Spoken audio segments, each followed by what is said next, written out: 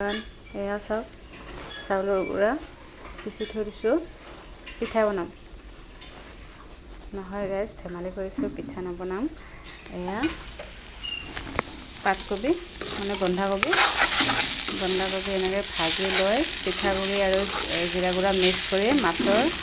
মাছৰ মাথা দি এনেকৈ বনাম আপোনালোকে বাৰু এনেকৈ খাই পাইছেনে এনেকৈ বন্ধাকবিৰ লগত মোৰ খুব ভাল লাগে খাই কিনে এটা কপি শাক বুলি কয় দেই মই বঙালী মানুহৰ তাত এনেকৈ খাই পাইছিলোঁ বহুত বেছি ভাল লাগিছিলে খাই কিনে বঙালী মানুহবিলাকে বেছিকৈ বনাই এইটো শাক দেই এইফালে চাউলৰ গুড়াখিনি অকণমান মিক্স কৰি লৈছোঁ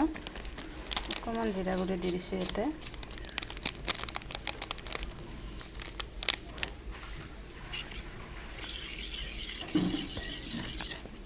এইখিনি ইয়াতে এনেকৈ দি দিলোঁ তাৰপিছত মই ইয়াতে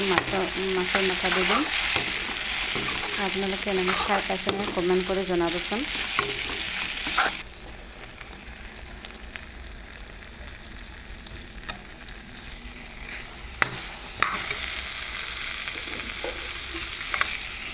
মাছৰ মাথা দি দিলোঁ এতিয়া মই অকণমান চাউলৰ গুড়ি অকণমান বেছি হৈ গ'ল আজি আৰু বিশেষ মই ইয়াতে একো দিয়া নাই খালি অকণমান আদা চেচি দিছোঁ আৰু গোটা জিৰা অকণমান তেলত দিছোঁ পিঁয়াজ নহৰু একো নাই দিয়া আৰু জলকীয়া কেঁচা জলকীয়া ফালি দিছোঁ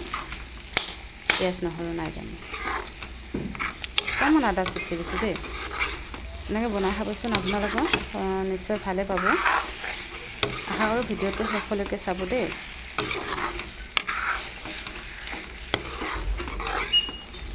আজিলৈ এৰিছোঁ ধন্যবাদ